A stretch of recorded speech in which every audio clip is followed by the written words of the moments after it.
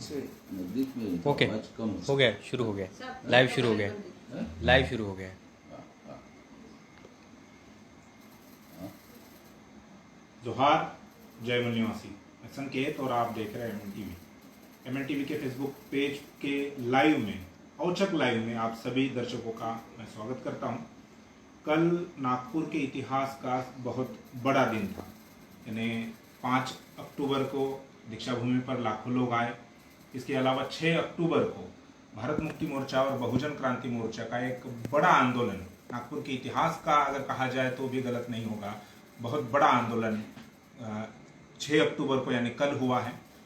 Police के इतिहास में भी ये बड़ा आंदोलन था, क्योंकि पुलिस के इतिहास में अब तक इतने लोगों के डिटेंशन, यानी लोगों को ऐतिहासिक रूप में जो हिरासत में लिया जाता है, वो इतने बड़े पैमाने पर लोगों को कभी भी हिरासत में नहीं लिया गया था।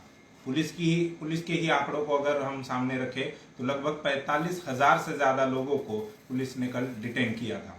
आंदोलन भारत मुक्ति मोर्चा और बहुजन क्रांति मोर्चा का था। उनका आंदोलन, उनका एक मोर्चा संघ मुख्यालय पर यानी आरएसएस के मुख्यालय पर जाने वाला था, लेकिन पुलिस परमिशन और हाईकोर्ट की तरफ से भी परमिशन नहीं आने के बाद उन्होंने इंदौरा चौक में, नागपुर के जो बड़ा चौक है वहां पर लोगों को इकट्ठा किया। और पुलिस एक तरफ आंदोलनकारी अपनी कार्रवाई कर रही थी, दूसरी तरफ पुलिस भी अपनी कार्रवाई में जुटी हुई थी। इसी कार्रवाई में पुलिस ने भारत मुक्ति मोर्चा के राष्ट्रीय अध्यक्ष और बहुजन क्रांति मोर्चा के राष्ट्रीय संयोजक माननीय वामन मेश्राम साहब को भी डिटेन किया था, और जिससे परिस्थिति बहुत अनियंत्रित हो गई थी। पुलिस ने उनको डिटेन किया, फिर शाम तक उनको छोड़ दिया।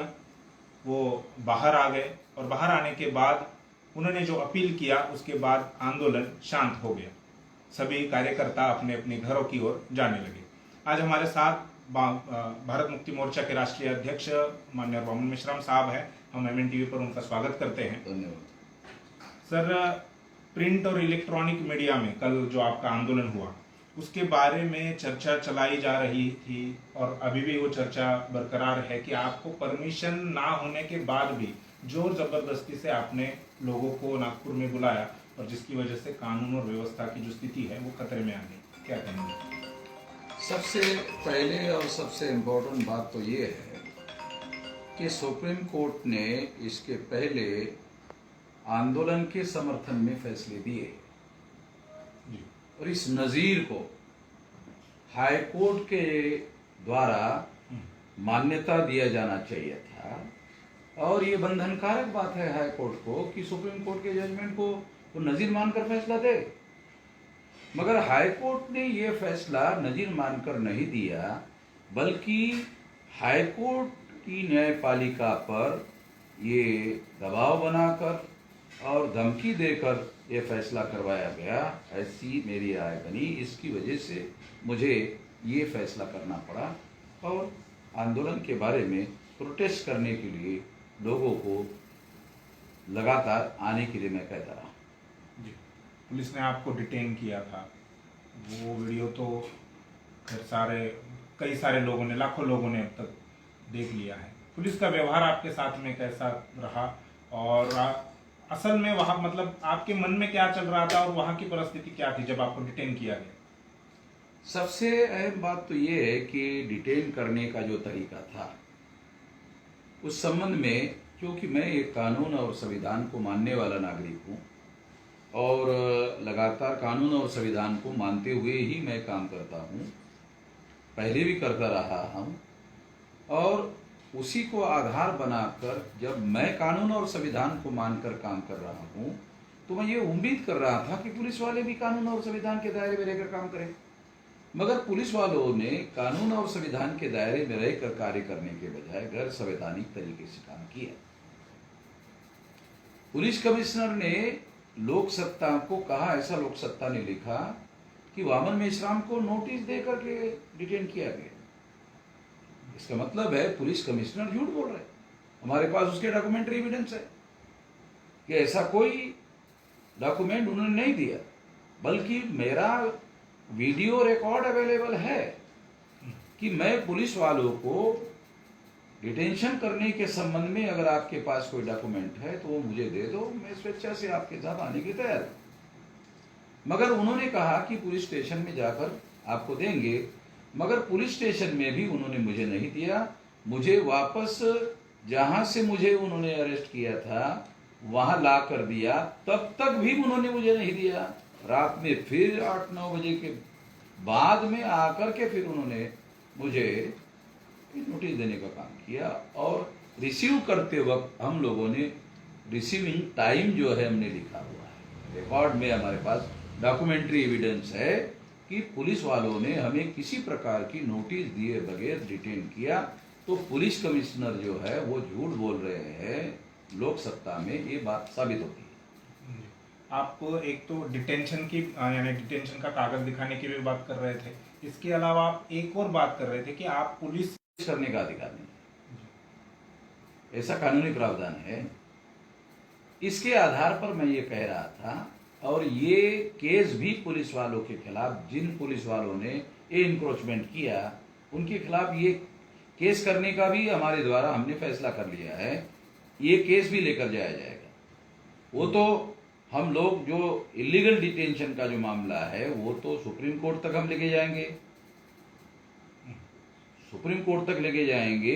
इसके अलावा जिन अधिकारियों ने ये कार्रवाई की उनके खिलाफ कार्रवाई करने तक की हम लोग लड़ाई लड़ेंगे। अभी हम लोग इसको अधूरे तरीके से नहीं छोड़ेंगे, क्योंकि मैं कानून और संविधान के दायरे में रहकर काम करता हूं।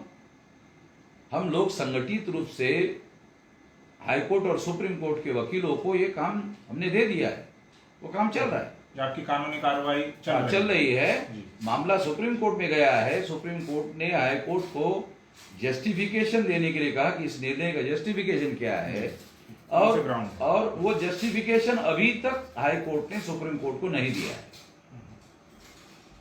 अगर आप लोगों ने अभी तक फैसला दे दिया, फैसला देने के बाद जस्टिफिकेशन क्यों नहीं दे रहे हो?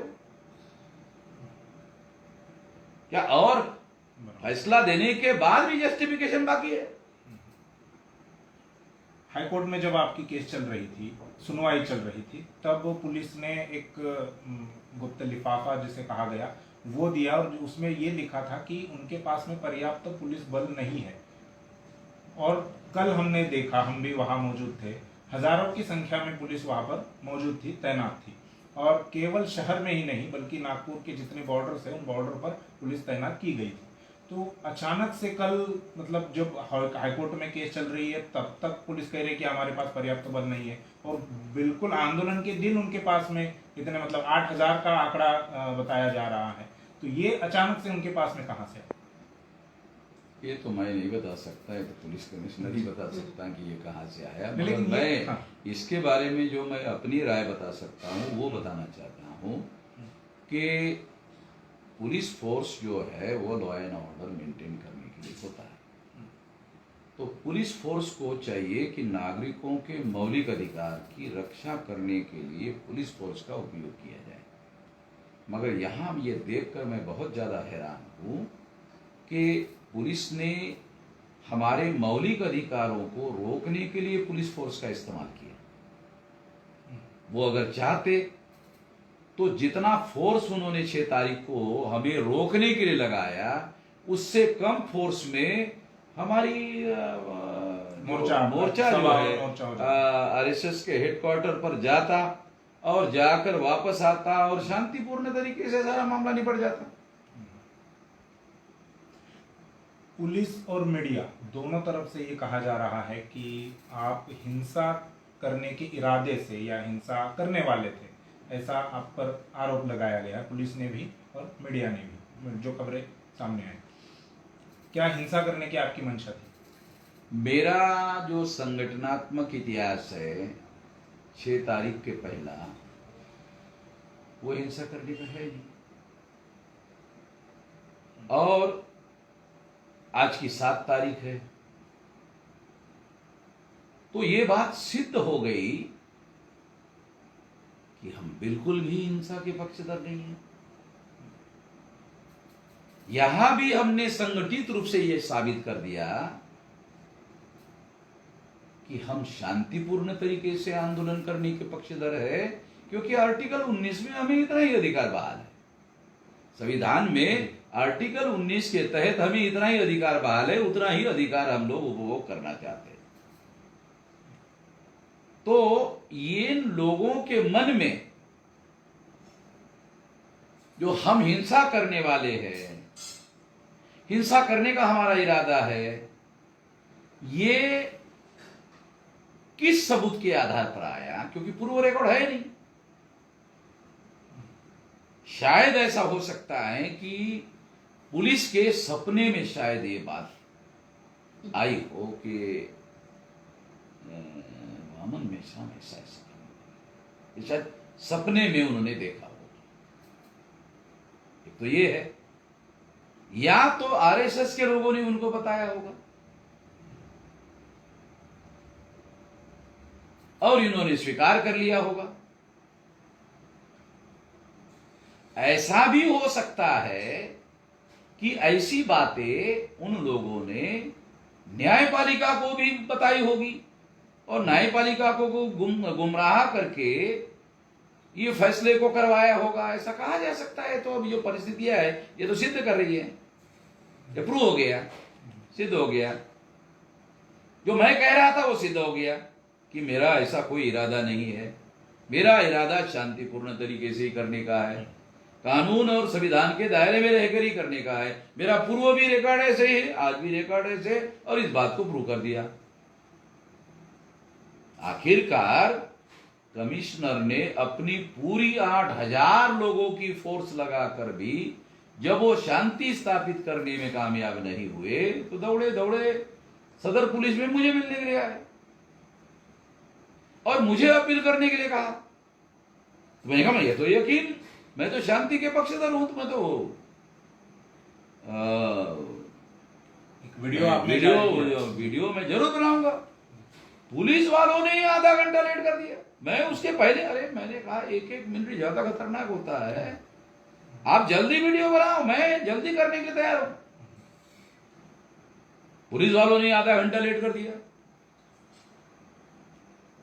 क्या पुलिस इस बात की राह देख रही थी कि कुछ मतलब कुछ ऐसी घटना हो जाए और फिर आपको ब्लेम किया जाए, आपके आंदोलन को बदनाम किया जाए, इस वजह से वो आरएसएस के लोग ये चाहते थे कि हमारा और पुलिस का झगड़ा बड़े पैमाने पर बढ़ जाए, आपस में बढ़ जाए और फसाद हो जाए, ऐसा आरएसएस का इरादा था।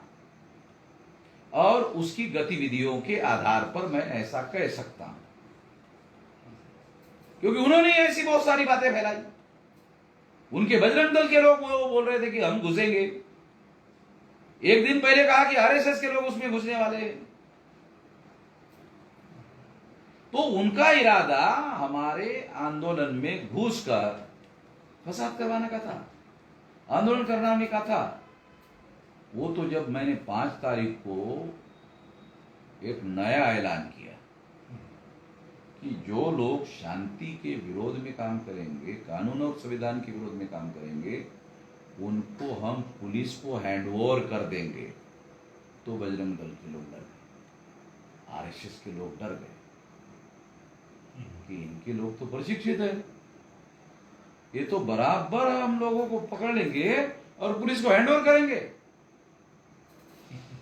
इस वजह से आरएसएस और बजरंग दल वाले लोग जो है आपके आंदोलन में बिल्कुल भी नहीं आए। बल्कि मैं मौलिक रूप से आपको, मेरे पास में इसके सबूत है कि हमने 4 तारीख को ही फैसला किया। पीके मेश्राम इस बात के गवाह है, 4 तारीख को फैसला किया, मगर 4 तारीख से लोगों का आना जारी था। तो हम लोगों को आने के लिए लोग नहीं थे, हम लोग कह रहे थे जो आने का काम है वो जारी रखो। क्यों? जो आए हुए लोग हैं वो शांतिपूर्ण तरीके से करेंगे, हमारा यकीन था, विश्वास था, और इस बात को हमने प्रूव कर दिया। इस बात को हमने प्रूव कर दिया। और 4 तारीख को हमने निर्णय किया था कि हाईकोर्ट का जो निर्णय है वो हम चैलेंज करेंगे सुप्रीम कोर्ट में, मगर अगर वो समय पर हमारे फेवर में नहीं आता है तो हम लोग उस आंदोलन को स्थगित कर देंगे। और सुप्रीम कोर्ट आदेश देने के बाद वो मोर्चा हेडक्वार्टर पर लेकर जाने का जो हमारा मोर्चा है वो सुप्रीम कोर्ट के आदेश पर लेकर जाएंगे मैं आगे भी कहता हूं, अगर सुप्रीम कोर्ट ने आरएसएस के हेडक्वार्टर पर मोर्चा लेकर जाने की अनुमति दी तो मैं अपने उचित समय पर ये मोर्चा हर हालत में, हर स्थिति में लेकर जाऊंगा। हाईकोर्ट में जब केस चल रही थी, आपकी सुनवाई हो रही थी, उसमें जो घटनाक्रम है वो आपने पहले वाले इंटरव्यू में बताया है, लेकिन अभी कुछ नई जानकारी सामने आई हो वकीलों द्वारा? नहीं, ऐसी कोई नई जानकारी हमारे सामने नहीं आई। केवल एक बात मैं कहना चाहता हूं उस संदर्भ में कि पुलिस लोगों के द्वारा जो बातें जज साहब को या न्यायपालिका को कही गई वो न्यायपालिका को गुमराह करने वाली थी, ये बात प्रमाणित हो गई। पुलिस ने कहा था कि हमारे पास पर्याप्त पुलिस बल नहीं है, तो ये बात प्रमाणित हो गई कि पुलिस वालों के पास पर्याप्त पुलिस बल था, तो उन्होंने न्यायपालिका को गुमराह किया। न्यायपालिका पुलिस वाले चाहते तो हमारे मौलिक अधिकारों की रक्षा करने के लिए पुलिस फोर्स का उपयोग कर सकते थे। जब मुझे डिटेन करके पुलिस चौकी में, सदर पुलिस में लेके जाया गया और जब मैंने सारी बातें उनको समझाई तो पुलिस कमिश्नर जो एसीपी थे वो कह रहे थे कि ये नहीं, आपकी बात सही है मगर डायलॉग होना चाहिए था, डायलॉग होना चाहिए था। मैं पुलिस वालों को यह कहना चाहता हूं कि यदि हमारा डायलॉग नहीं हुआ, क्या केवल इस आधार पर आपको संविधान के विरोध में काम करने का अधिकार है? क्या केवल इस आधार पर हमारी अनुमति कैंसिल करने का अधिकार है? मतलब आप इस अहंकार से कानून और संविधान के विरोध में काम करोगे कि वामन मेश्राम ने हमसे डायलॉग नहीं किया इसलिए हम उसके विरोध में हाई कोर्ट में और अनुमति ना देने का काम हमने किया। तो क्या पुलिस वाले अपने अहंकार के लिए काम कर रहे हैं या कानून और संविधान के लिए काम कर रहे हैं? क्या इसकी सैलरी उनको दी जाती है क्या, कि उनका अहंकार का तुष्टिकरण करने के लिए? वो तो department he law and order maintain करने के लिए है, कानून और संविधान को लागू करने के लिए है, अपने अहंकार की तुष्टि करने के लिए नहीं है। और जनता अपने गाड़ी कमाई का पैसा टैक्स के द्वारा उनको सैलरी में देता है, वो इसके लिए नहीं देता। नहीं, हमारे साथ डायलॉग होना चाहिए था, नहीं हुआ तो क्या तुमको ऐसा अधिकार है? ये तो हैरान करने वाली बात है। महाराष्ट्र के जो गृह मंत्री हैं और पूर्व मुख्यमंत्री देवेंद्र फडणवीस, उन्होंने आपके आंदोलन को लेकर कुछ बातें कही है, जिसमें उन्होंने कहा है कि राजनीतिक लाभ लेने के लिए इस प्रकार के आंदोलन किए जा रहे हैं, और नागपुर का कल का जो आंदोलन आपका हुआ वह भी राजनीतिक लाभ उठाने के लिए ही किया गया है। तो क्या आप वाकई में राजनीतिक लाभ उठाने के लिए, लेने के लिए ही इस प्रकार से आंदोलन करते हैं, और कल का आंदोलन भी उसी का हिस्सा था? मुझे बड़ी हैरानी होती है कि एक आदमी जो राजनीति करता है वो दूसरों के ऊपर राजनीति करने का आरोप लगाता है। तो मुझे देवेंद्र फडणवीस के दिमाग पर और उसके बुद्धि पर दया आती है। अरे तुम राजनीति करते रहो, दूसरे लोग राजनीति करते हैं, उचित नहीं है, अनुचित है। मुझे ये बताओ, भारत के संविधान के अनुसार कोई भारत का नागरिक राजनीति करता है, किस कानून के तहत अनुचित है? एक तो हम राजनीति कर नहीं रहे, आप लोग आरएसएस के लोग हमारे आर्टिकल 19 के तहत हमारे कार्यक्रम होने नहीं दे रहे। आर्टिकल 19 जो संविधान का बहुत मौलिक अधिकार है, होने नहीं दे रहे। कई मतलब उत्तर प्रदेश में, हरियाणा में और कई जगह नहीं होने दे रहे, उसके विरोध में है, ये हमने लिख कर दिया हुआ है। तो ये मौलिक बात डॉक्यूमेंट्री है, मतलब दिल्ली की बात, हरियाणा की बात, यूपी की बात, ये गलत है ऐसा तो कोई नहीं कह रहा है। जब ये बात सच है तो इसके विरोध में हमारा आंदोलन भी उसी मुद्दे के लिए है। अगर इससे फडणवीस को ऐसा लगता है कि इसका भाजपा के आने वाले चुनाव पर बुरा असर पड़ेगा, तो फिर उनको पहले सोचना चाहिए ना, इस तरह का काम क्यों किया जाए है? या तो फिर हमें प्रवचन दिया जाए कि संविधान के कौन से आर्टिकल के तहत नागरिकों को राजनीति करने का अधिकार नहीं है। तुम राजनीति करो और हम भजन गाओ, है?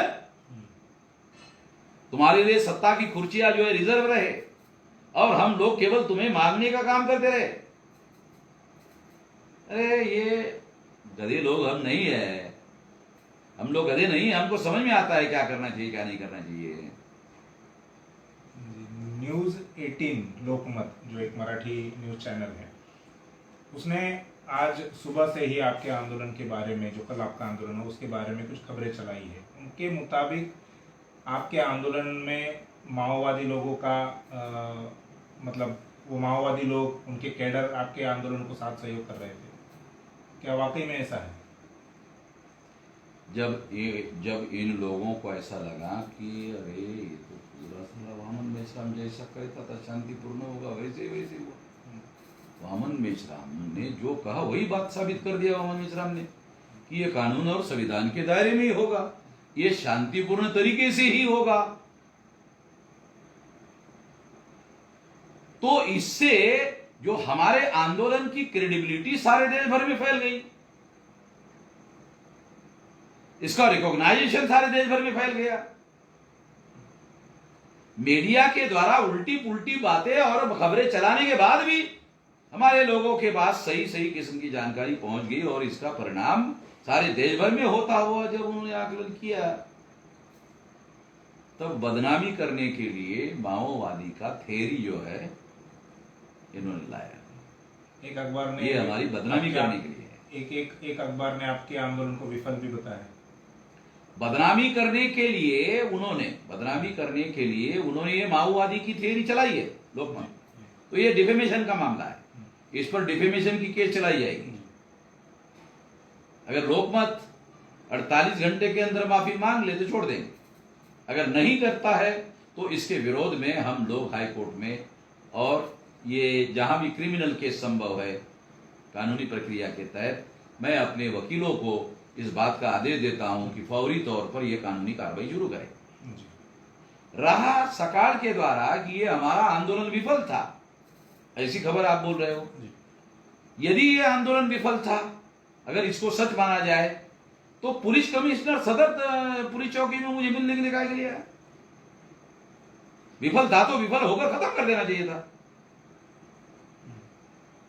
पुलिस कमिश्नर इसलिए मिलने के लिए आया क्योंकि पुलिस कमिश्नर अपनी सारी पुलिस फोर्स का इस्तेमाल करने के बावजूद भी आंदोलन को काबू नहीं कर पा रहे थे, और इसीलिए मेरी मदद लेने के लिए पुलिस कमिश्नर सदर पुलिस चौकी में आए और पुलिस डिपार्टमेंट के लोगों के द्वारा वो मुझे कहलवाए कि ये शांति की आप अपील करो।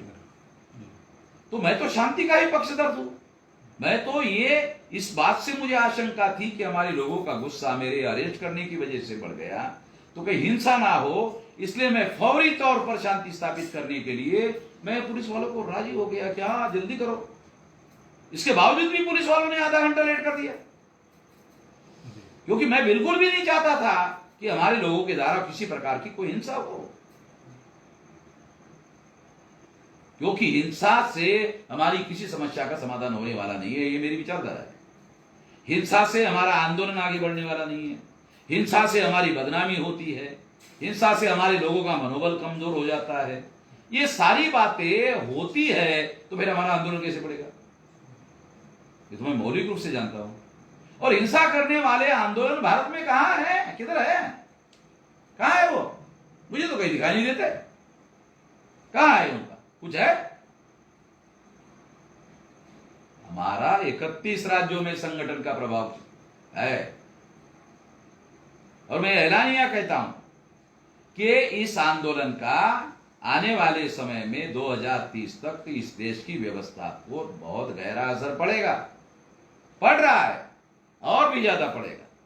ये पड़े इसीलिए तो हम लोग काम कर रहे हैं, क्योंकि पड़ेगा तभी तो बदलाव होगा, तभी तो परिवर्तन होगा। और परिवर्तन तो हमारा लक्ष्य है, परिवर्तन तो हमारा उद्देश्य है। इसके लिए तो इतने वर्षों से हम लोग तपस्या कर रहे हैं, करोड़ों का लाखों लोगों के सपोर्ट के साथ में। वही न्यूज 18 जो है लोकमत, उन्होंने ये भी कहा कि आपके आंदोलन को भीमा कोरेगांव में जो दंगे हुए थे 1 जनवरी 2018 को, उसके साथ में जोड़ा और ये भी बताने की कोशिश की कि उसी प्रकार से हिंसा यहाँ पर आप करने वाले थे। जब पूना में वहाँ उन लोगों ने परिषद आयोजित की थी, उसमें बामसेफ के बोरकर गुट के लोग सहभागी थे जी। ये बात सबूत के साथ इंक्वायरी कमीशन के रिकॉर्ड में अवेलेबल है। पूना के किसी परिषद में हम लोग शामिल नहीं थे। बोरकर गुट बामसेफ के लोग शामिल थे और मुझे अभी तक पता नहीं कि बोरकर को अरेस्ट किया गया, मगर वो थे। बीडी बोरकर, भीमराव बोरकर जो है वो उसमें शामिल, उनका गुट शामिल था, मगर उसको अभी तक अरेस्ट किया गया इसकी कोई जानकारी मेरे पास है नहीं है, मगर वो उसमें शामिल थे इसका मेरे पास में रिकॉर्ड अवेलेबल है। क्योंकि जयंत पटेल जो है इंक्वायरी कमीशन के चेयरमैन जो है, उसके वीडियो रिकॉर्ड में ये अवेलेबल है सबूत। वहां ये कहा गया हम उसमें शामिल नहीं थे, इसलिए उसका रेफरेंस हमारे लिए लागू नहीं होता है। हम उधर भी शामिल नहीं थे और इधर शामिल होने का मतलब ही नहीं है। हमारी ही ताकत बहुत ज्यादा है, किसी की मदद की जरूरत नहीं हमें। हमारी जनशक्ति भी बहुत है।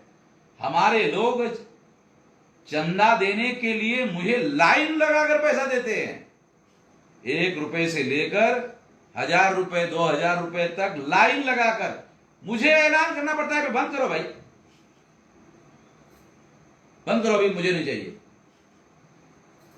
बहुत हो गया। ये आंदोलन के लिए लोगों ने चंदा निकालकर, रिकॉर्ड हमारे पास है, चंदा निकालकर गाड़ियां बुक की। इसके अलावा 19 लाख रुपए का निधि उन्होंने हमको दिया। अपना तो किया ही किया, उसके अलावा निधि भी, आंदोलन राष्ट्रव्यापी आंदोलन निर्माण निधि का निधि भी दिया। हमारा 47 साल संगठन बनाने के लिए और उसमें ऐसे लोग लगाने के लिए। अरे रिटायर्ड होने के बाद भी लोग मुझे पैसा दे रहे। अरे ये तो होता है, नौकरी थे तो तब तो ठीक था, फिर भी रिटायर्ड होने के बाद भी दे रहे। बोलते मेरे को इतना इतना मिल रहा है तो मैं उसमें से आपको देता। आंदोलन चलते रहना, आंदोलन चलते रहना चाहिए। हमें किसी की मदद की जरूरत नहीं है। ये तो लोकमत वालों ने हमारी बदनामी करने के लिए, इसके पीछे भी आरएसएस के लोगों का हाथ है, इसके पीछे भी आरएसएस के लोगों का हाथ है। क्योंकि आरएसएस के देरी फसाद करने वाली बने विफल कर दिया, शांतिपूर्ण तरीके से आंदोलन करने में कामयाब हो गए, और जो लाखों लोगों का क्राउड जो है वो सोशल मीडिया में दिखाई दे रहा है। चैनल वाले नहीं दिखा रहे तो मुझे कोई फर्क नहीं पड़ता। जो सोशल मीडिया वाले लोग हैं उन्होंने तो सारे वीडियो जो सारे देश भर के लोगों, कई करोड़ लोगों को पुलिस ने मुझे अरेस्ट किया, अमानवीय तरीके से अरेस्ट किया। पानी पीते पीते मेरा पानी उठा निकाल कर दिया, इतना अमानवीय तरीका अपनाया। और ऐसा सारा दुनिया ने देखा। इसकी वजह से सारे देश के लोगों में संताप है और सहानुभूति की लहर मेरे समर्थन में है। ये पुलिस के इस तरह के अमानवीय व्यवहार की वजह से हुआ। पुलिस को इसके बारे में सोचना चाहिए। इस तरीके से गांधी जी भी महान हो गए थे, मैं थोड़ी छोटा होने वाला है। अंग्रेज लोगों ने गांधी जी को बार बार जेल में डाला तो गांधी जी छोटे नहीं हुए, वो महान हो गए। तो मेरे को कोई नुकसान होने के बजाय पुलिस ने अमानवीय तरीके से डिटेन किया, इससे मुझे कम से कम आंदोलन से जितना फायदा होता उससे 10 गुना ज्यादा फायदा होता। मैं मेरे साथ अमानवीय व्यवहार करने के लिए पुलिस वालों को मैं धन्यवाद नहीं देता हूं। इसकी वजह से मेरा आंदोलन बढ़ाने में उन्होंने इनडायरेक्टली मदद करने का काम किया, ना समझी में और नादानी में मदद करने का काम किया। इसके लिए मैं उनको धन्यवाद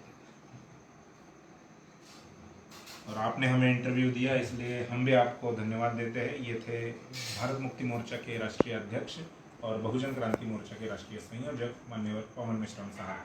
कल ही आंदोलन हुआ है और आंदोलन का जज्बा अभी भी कायम है और यह आंदोलन लगातार बढ़ते रहना चाहिए, यही बहुजन समाज की उम्मीद भी है। धन्यवाद।